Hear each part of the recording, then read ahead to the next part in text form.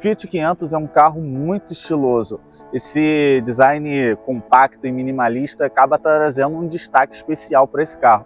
A gente sabe que os fabricantes italianos são cheios de requintes, detalhes, e isso daí deixa o carro muito charmoso. Mas não só de design vive um carro. A gente tem que saber se esse carro ele tem um bom espaço interno, se ele é confortável, se ele é um carro com um desempenho condizente e satisfatório e principalmente se ele é um carro que dá para você manter ele, se é um carro custoso ou não. Se você está interessado em comprar um Fiat 500 ou simplesmente é um amante do carro e quer saber mais curiosidades sobre ele, você chegou no lugar certo. Meu nome é Wagner Costa, eu estou com meu amigo Alex. E aí pessoal, vamos de 500? Hoje a gente vai falar sobre esse carrinho aqui, mas antes da gente começar o vídeo, eu queria pedir para você não esquecer de se inscrever no canal, dar um like e compartilhar esse vídeo, que isso ajuda bastante a gente trazer mais conteúdos como esse para vocês com mais frequência.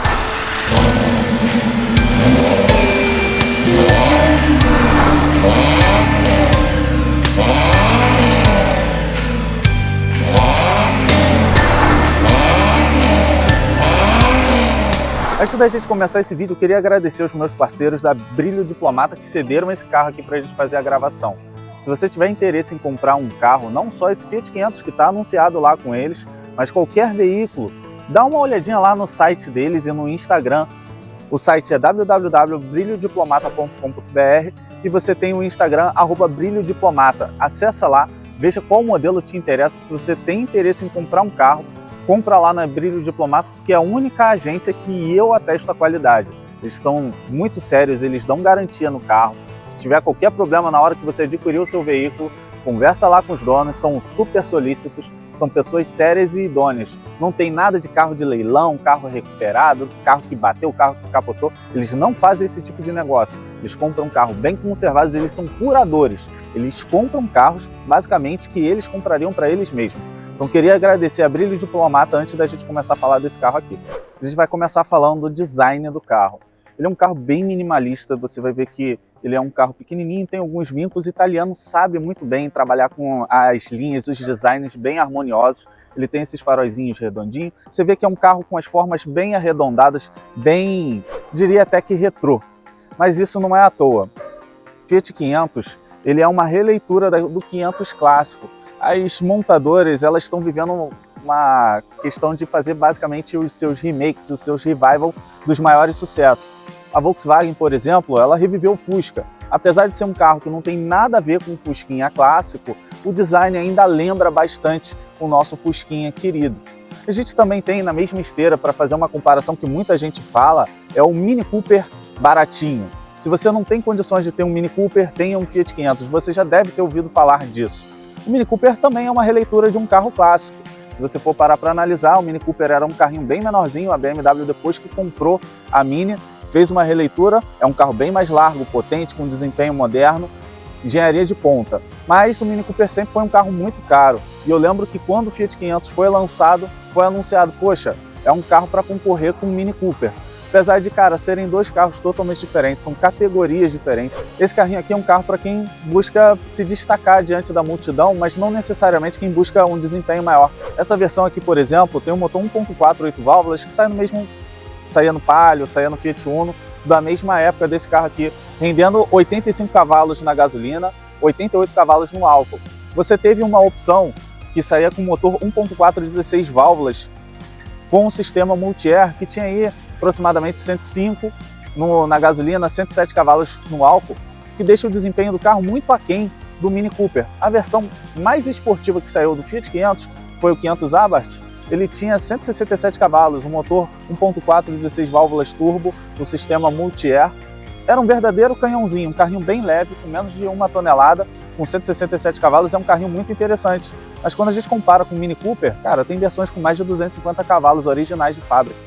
Então fica muito complicado a gente fazer uma associação em termos de desempenho dos dois modelos. Quem busca o Fiat 500 é mais quem busca um carro com um design agradável, distinto, uma mobilidade, um carrinho bom de você guiar no dia a dia, mas não necessariamente quem está buscando esportividade. Esse aqui não é o foco do carro. Agora que a gente já falou do design do carro, falou um pouquinho sobre a mecânica dele, vamos falar sobre o interior aqui, o espaço interno. O que a gente pode falar logo de cara? Apesar de ser um carro compacto, ele é um carrinho bem estreito, mas ele tem um bom espaço para a altura aqui na cabeça, pelo menos do motorista. então tem um bom espaço aqui, eu tenho 1,80, tem bastante espaço aqui para minha cabeça. O Alex está no banco de trás. Alex, o que você me diz aí do espaço interno aí atrás? Wagner, né? Assim, é um carro pequeno, né? Então o espaço é apertado. Não vou te falar que eu tô aqui confortável. Uma viagem longa de 4, 5 horas vai ser um pouco cansativa. Mas não é nada que não dê para viajar, né? É um quebra-galho, né? Não é a proposta do carro, né, Wagner? Você mede quanto, Alex? 1,71. Bota aí na sua cabeça, mais ou menos, só para a galera ver como é que fica a altura da cabeça. Só para a galera ter uma noção, olha, já está raspando ali atrás. Ou seja, Fiat 500, o ideal é para 2 adultos na frente e 2 crianças atrás. 4 adultos, ainda mais se a pessoa for muito alta atrás, ela vai sofrer. Simplesmente não vai caber uma pessoa com 1,90 lá atrás, não vai caber. E um outro detalhe que você tem que considerar também, no que diz respeito ao espaço interno, é a mala com 185 litros. É uma mala relativamente pequena. Se você está pensando em comprar um carro desse, para ser seu único carro, se você tem uma família grande e precisa fazer viagens, não vai dar muito certo. Fazer compras com um carro desse aí com porta-mala tão reduzido também não vai dar muito certo. O ideal é um carro para 2 adultos e 2 crianças, né, Wagner? Eu diria até que, na realidade, o ideal é ser um segundo carro até. Se a pessoa ela tem um outro carro maior, eu acho uma proposta interessante ser um carrinho urbano. Deixa você ter um carro maior para você viajar. É um carro apenas, acho que só para se locomover, não para resolver coisas. Vou no mercado fazer compras. Vou transportar alguma coisa. Vou viajar. Eu acho que não é a proposta. Eu diria que a proposta desse carro aqui é para você chegar numa reunião, você chegar bem chegado. É um carro que tem um design bacana. O Alex, ele é corretor, ele pode falar sobre isso. A gente é julgado pelo o que a gente aparenta ser, não o que nós somos, né? Então, se um corretor hoje chega um carrinho caído, chega... Vamos fazer uma comparação. Se chegar com uma Uno e um Fiat 500, qual a probabilidade da pessoa fechar a venda de um imóvel contigo? Não que o 500 seja um carro importado, cara, mas você vai ser bem visto, tá? Eu passo isso todo dia. Passa mais credibilidade. Passa. Então, se você é um arquiteto, vai fechar um projeto, você é uma pessoa que lida com o público e, de certa forma, você estar bem aparente, você estar com um carro com uma certa presença, vai impactar positivamente na avaliação antes de fechar um negócio contigo. Cara, considera o Fiat 500, porque apesar dele ser um carro diferenciado, ser um carro que traz um certo status, ele não é um carro com manutenção caríssima. Apesar dele ter esse motorzinho aqui 1.4 Fire 8 válvulas, ele não tem a mecânica da Fiat Uno, só o motor é o mesmo. É diferente, suspensão, sistema de transmissão, freio, é tudo diferente. Agora, não tem como comparar com um Audi A1, por exemplo, um Mini Cooper, com outros carros importados da mesma categoria, só que, cara, esses outros carros a manutenção é muito, muito, muito mais cara, entendeu? Então, dito isso, vamos falar um pouquinho do design do carro aqui. Me agrada bastante. O painel do carro, ele faz alusão ao painel clássico do Fiat 500. Eu gosto bastante desse detalhe aqui na cor do carro, é bonito. Esse 500 cromado, todos os detalhezinhos cromados aqui dos botões, a maçaneta cromada de metal, isso tudo traz um ar de requinte classe para o carro, é bem agradável aos olhos. Eu gosto da posição aqui da alavanca, que você segura a marcha, fica fácil. Do volante, né, Wagner? Fácil de você conduzir, não fica cansativo, freio de mão aqui numa posição boa, tem um porta-treco aqui, porta-copo, que você pode botar aqui as coisinhas aqui. Em questão de espaço interno, apesar dele ser um carro estreitinho, ele é um carro aconchegante. Dito isso, cara, a única questão, os bancos são confortáveis, não são cansativos. Aqui na frente tem um bom apoio lateral, você não vai ficar espalhando nas curvas. Alex, o que você achou do assento traseiro? Banco confortável, Wagner. Já testamos bancos piores aí, mas um banco confortável. A única questão mesmo é a nossa cabeça ficar bem próxima do teto, né? Se passar numa lombada ali, tomar cuidado para não bater com a cabeça. A única coisa aqui, o forro de porta, apesar de ser um design agradável, cara, plástico duro, painel plástico duro para um carro premium, poderiam ter colocado materiais de melhor qualidade. Mas a única crítica que eu faria aqui ao interior é esse excesso de plástico que a gente tem aqui, esse plástico duro. Bem, dito isso, vamos dar uma volta no carro, vamos ver como é que ele se comporta, vamos ver se esse motor 1.4 de Uno é suficiente nessa carroceria aqui, que ela é um pouquinho mais pesada, apesar do carro ser pequenininho, ele é bem recheadinho aí, a suspensão é diferente, a plataforma é diferente, ele é mais reforçado, não pense, também é mais segurança isso daí. Se você bate num carro desse e você bate num Fiat Uno, com certeza você vai sair melhor se você tiver num Fiat 500. A estrutura do carro impacta diretamente na segurança dele e ele tem mais reforços estruturais. É um carro que se sai melhor nos testes de batida, mas ele acaba pesando um pouquinho mais. Vamos ver se esse motorzinho 1.4 é o suficiente para um carro desse padrão. Vamos falar um pouquinho da direção do carro. Esse motorzinho 1.4 tem 85 cavalos na gasolina, 88 no álcool. Basicamente a mesma quantidade de torque, 12,4 na gasolina, 12,5 no álcool. Eu não aconselho você a abastecer esse carro aqui no álcool não. A diferença de potência e torque é muito pequena mesmo. Você quase não percebe a diferença no desempenho do carro, mas no consumo, cara, faz uma diferença enorme.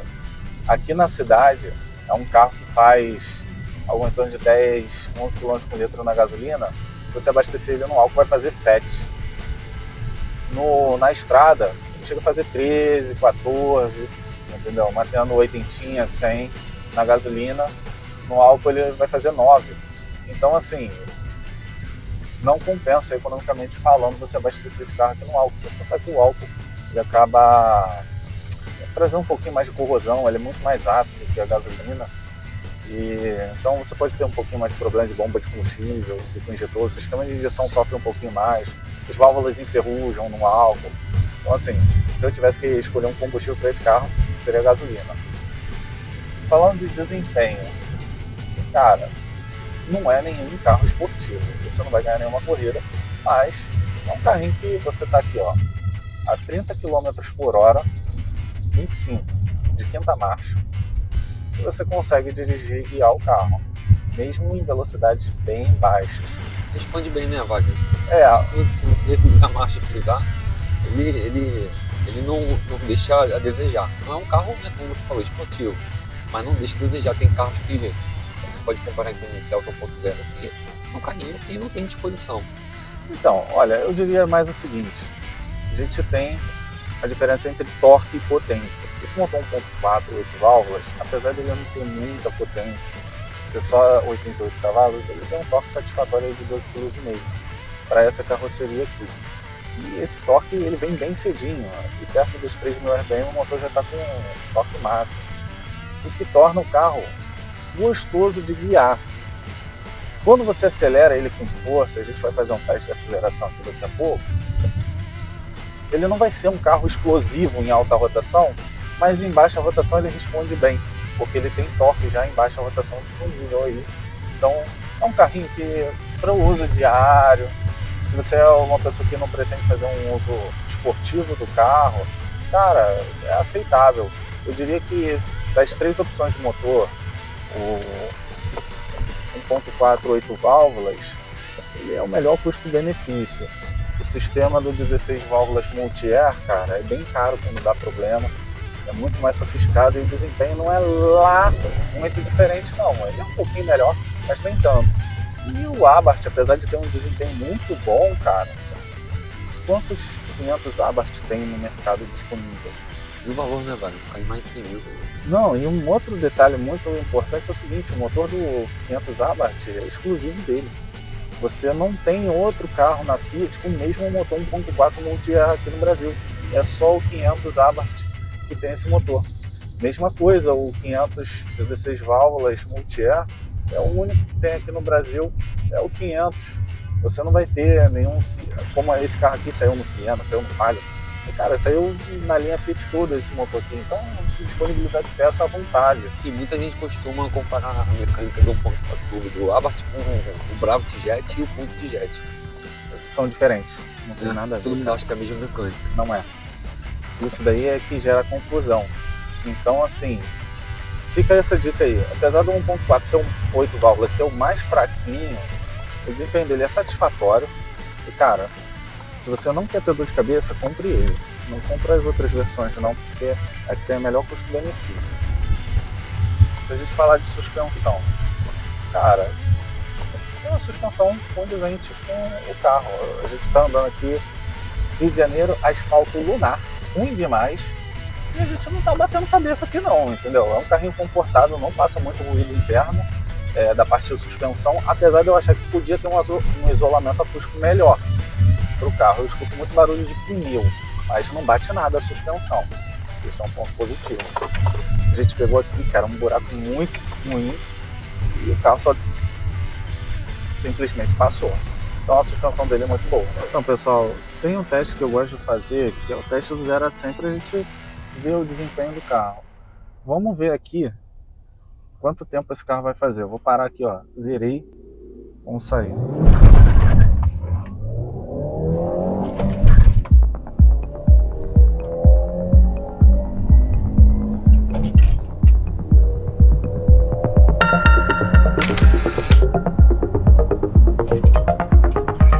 Vou te falar, apesar dele não ser um carro esportivo, cara, até que o carrinho entrega uma certa diversão, se você souber conduzir. Eu dei mole nele aqui, a gente acabou cortando a segunda marcha. Se ele tivesse um pouquinho mais de giro liberado ali no motor, ele corta com 6.500. Se ele cortasse com 7.200, talvez ia dar para chegar perto dos 100 de segunda. Ele deu mais ou menos uns 80 ali. Então, assim, cara, é um carrinho desempenho satisfatório. Você não vai ganhar nenhuma corrida com ele, não tem como comparar com os principais rivais, que ao meu ver são o Audi A1 e o Mini Cooper. Também a gente pode botar aí no rolo o Smart Fortwo, mas o Smart é um carro bem menor, ele é para só 2 pessoas mesmo. Mas de todos aí só ganha do Smart mesmo em questão de desempenho, mesmo assim se a gente comparar com o Smart versão de entrada. Se pegar aquele Brabus também, o Smart vai andar mais. Mas assim, cara, é um carrinho divertido, cara, muito dinâmica, direção, carro colado no chão. O carrinho é bom, cara. A plataforma do carro é boa. Se você quiser comprar um carrinho desse aqui também para você se divertir, é um carro que se presta a preparações e tudo mais, também fica interessante. Agora vamos lá para a oficina e vamos falar um pouquinho da mecânica, quanto custa manter um Fiat 500.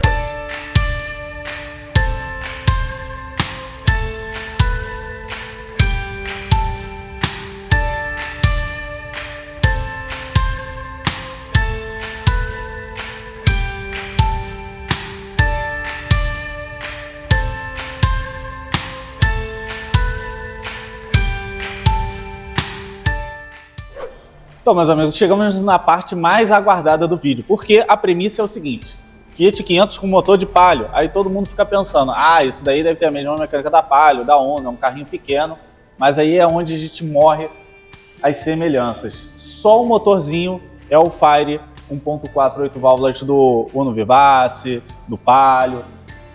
Toda o restante da mecânica é diferente. Se a gente falar aqui, até o próprio reservatório do arrefecimento é específico do 500, e ele custa mais 4 vezes o valor do reservatório da Uno e do Palio. Então sim, a mecânica dele não é baratinha, não é aquela mecânica que você vai chegar e fazer manutenção pra caraca com R$2.000. A única vantagem é que por você ter um motor 1.4 8 válvulas aqui, que equipa num montão de carro nacional, você não vai ter dificuldade em encontrar peças, e essa parte da manutenção é tranquila. A parte de motor, precisa uma troca de correia dentada, vela, bico.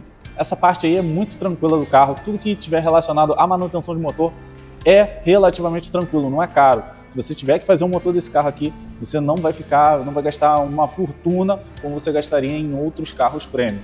Wagner, Agora, falando assim, parece que vai vir uma surpresa aí, hein? É porque realmente eu fiquei surpreso. Eu já imaginava que os acabamentos desse carro aqui seriam caros. Um farol, por exemplo, eu dei uma pesquisada por alto na internet. Você consegue até comprar esses faróis aqui na faixa de uns 700, 800 reais cada um, paralelo. Se você for comprar Fiat original, você para R$3.500. Uma lanterna traseira paralela você compra aí na faixa de 700 reais, mas original Fiat R$2.800. Eu já imaginava que seria caro, eu sabia que era caro. Até esses repetidores aqui, ó, esses refletorzinhos, ele tem na dianteira e tem na traseira. O original, cada um tá na faixa aí de 800, 900 reais. Você consegue comprar paralelo por volta de 300, mas ainda assim é caro. Eu sabia que os acabamentos desse carro aqui seriam caros. Mas quando a gente fala de veículo premium, está dentro do valor, é até bem aceitável. Se você comparar com o Audi A1 ou o próprio Mini Cooper, você vai ver que as peças mesmo de acabamento desse carro aqui não são tão exorbitantes assim. É que se você comparar com um Paliozinho, que você imagina que seria compatível, aí você vai tomar um susto, porque o Palio é muito mais barato. Agora, da parte de manutenção, eu fiquei surpreso. Não é tão barato assim. Wagner, eu tô aqui meio na dúvida. É um carro premium e não é. Então vamos de fato aos preços e valores de revisão. Uma revisão básica de óleo e filtro, quanto é que fica isso aí? Olha só, uma revisãozinha básica não fica muito diferente do que você gastaria num Palio, num Uno. Material aí, tudo de primeira linha, óleo original, filtros, você vai gastar algo em torno de R$350. Uma mão de obra aí, 200, 250 na média aí, de uma oficina qualificada, uma oficina premium para tratar o seu carro com carinho. Você gasta então entre 500 e 600 reais para fazer uma revisão básica. Com a mão de obra, né? Já, peça e mão de obra. Beleza. E uma troca de correias, que já seria subir um nível de revisão? Uma revisãozinha um pouquinho mais completa, onde você vai ter que trocar as correias, bomba d'água, fazer aquela manutençãozinha ali na parte de sincronismo para você ficar tranquilo. É uma revisão que você vai fazer aí a cada 60, 70 mil quilômetros, a cada mais ou menos uns 3 ou 4 anos. Você vai gastar de material algo em torno de 500, 600 reais. Não muito mais do que isso. Mão de obra entre 400 e 500 reais também, que você vai dar aí na média, fazendo tudo com material de primeira linha, mão de obra qualificada, você não vai gastar muito mais do que R$1.000. Então, como você falou, é uma mecânica de Palio, de Uno, então essa manutenção ainda condiz com, né, um carro popular. Parte de motor, sim. Só que aí a gente começa a entrar numa revisão mais complexa, como kit de embreagem, suspensão, amortecedores. Vamos lá, kit de embreagem. Para fazer uma embreagem desse carro, peça e mão de obra. Olha só, eu dei uma pesquisada e aparentemente a embreagem desse carro aqui ela é diferente do Palio e do Uno. Eu não tenho como dar certeza se dá para você usar uma embreagem de Argo ou uma embreagem de Palio, porque teria que estar com os dois kits na mão. A quantidade de estria, o diâmetro do disco é o mesmo, mas pode ser que a furação seja diferente. Pelas minhas pesquisas, o kit específico do Fiat 500 estava em torno de R$1.800 um kit original, platô, colar e disco. Beleza, mas a gente só não faz isso só a embreagem, tá? Mas a gente não compra só o kit, né? Geralmente, por recomendação, né? A gente acaba substituindo. Tem esse sistema hidráulico, né? Ele tem um acionador e ele tem um atuador ali para você poder fazer a sua embreagem. Geralmente eu recomendo trocar quando você faz a manutenção da embreagem, por quê? Porque o cilindro ele está gasto ali, você já trabalhou bastante. Quando a embreagem ela quebra, ela dá defeito, geralmente a embreagem já está muito pesada, está muito dura e ela acaba sacrificando os cilindros. Então, para você não ter uma dor de cabeça de fazer uma embreagem, daqui a 2, 3 meses você tem que mexer de novo na embreagem porque um cilindro estourou, eu recomendo trocar tudo ao mesmo tempo. O cilindro escravo da embreagem, o que fica ali na caixa, ele custa R$1.400 em média em um cilindro original. Tem paralelo? Mas você não vai gastar menos de 800 num paralelo, o que é bem caro considerando o valor da maioria dos carros. E o cilindro mestre então nem se fala, cara. Olha, R$2.800 com o cilindro mestre original. Que isso, Wagner. Já tá fazendo uma embreagem dessa completa, sai caro, hein? Sai muito caro. Isso eu tô dando valores de peças genuínas Fiat. Você pode economizar um pouquinho usando o cilindro da Look, que é uma marca boa, ou da Sachs, material de primeira linha que não seja original Fiat, mas ainda assim você não vai economizar muita coisa.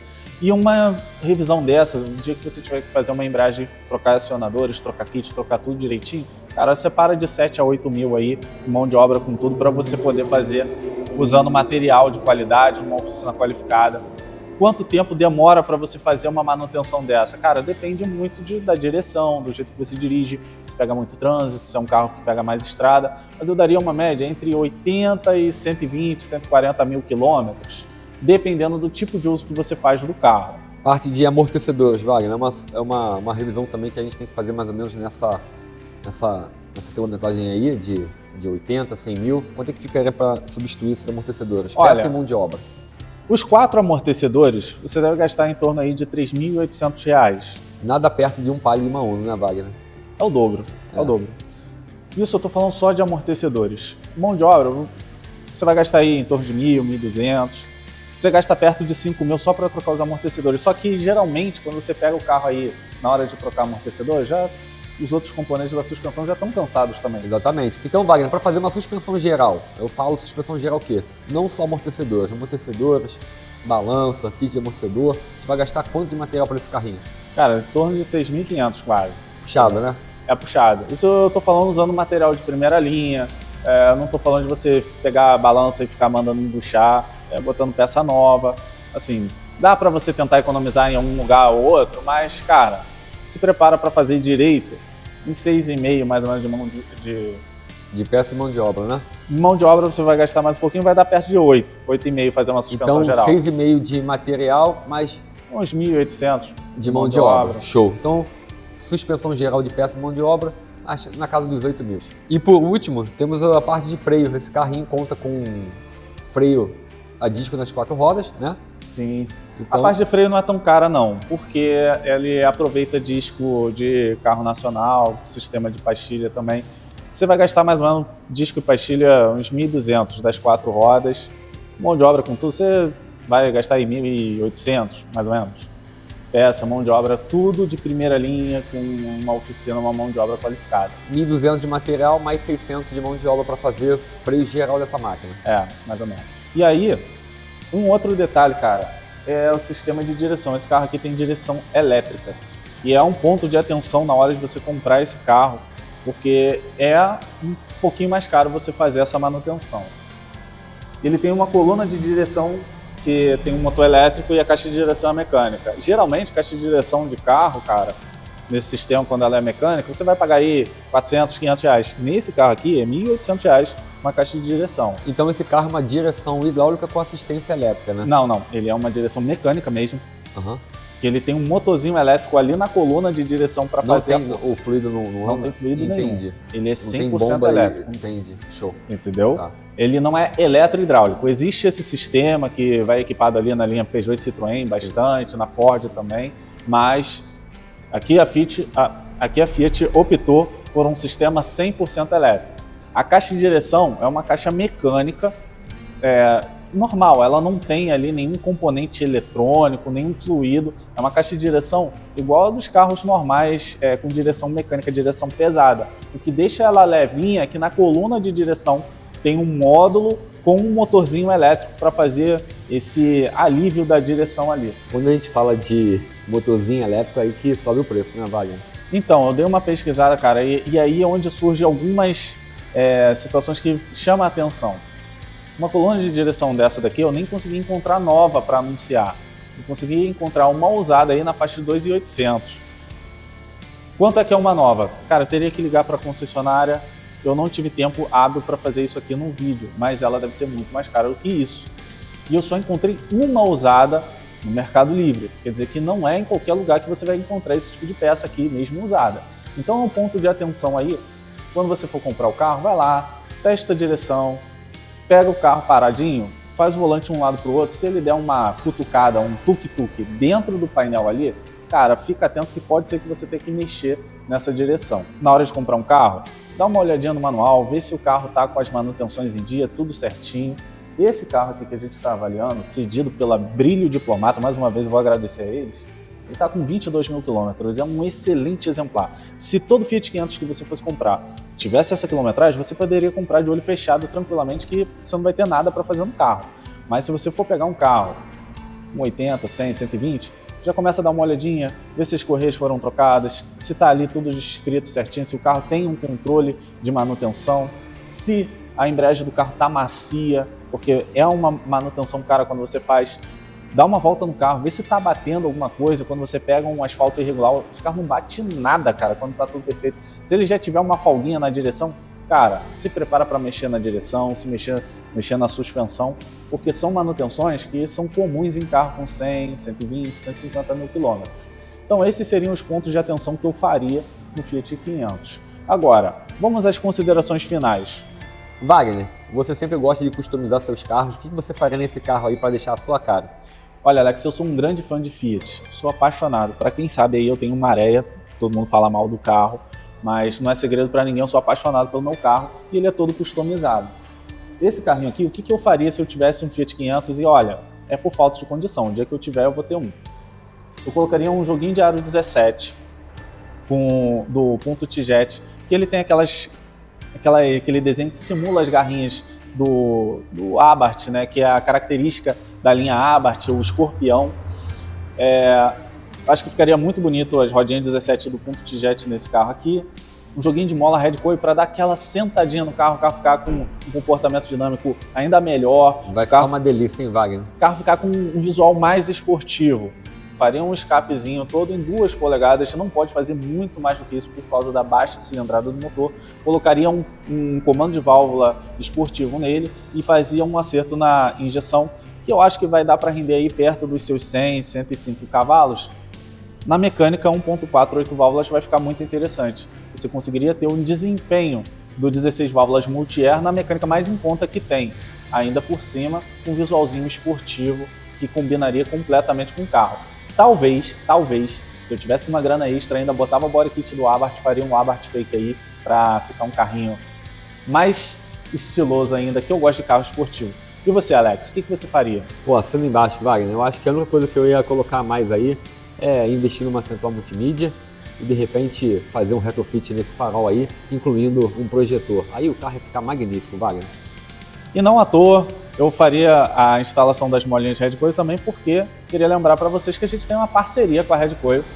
A Red Coil é uma fabricante nacional de molas esportivas. Se você tem um Fiat 500 ou qualquer outro carrinho, acessa lá o site redcoil.com.br, vê no catálogo se tem as molas para aplicar no seu carro. Vou te falar, faz maior diferença, o carro fica com um visual esportivo, não compromete o conforto, a instalação é bem simples, você vai botar os amortecedores originais do carro, só colocar as molinhas, não precisa fazer amortecedor preparado, nenhum custo exorbitante, você vai dar um tapa no visual do seu carro, vai deixar ele com um comportamento dinâmico melhor e vai ficar mais confortável para você usar no dia a dia. Pasmem, eu tenho a Maré, tá com aro 18 e cara, foi surpreendente a mudança, o carro ficou mais macio com as molas Red Coil do que com as molas originais. Se você tiver curiosidade, vou deixar o link do vídeo da suspensão da Maré aqui na descrição.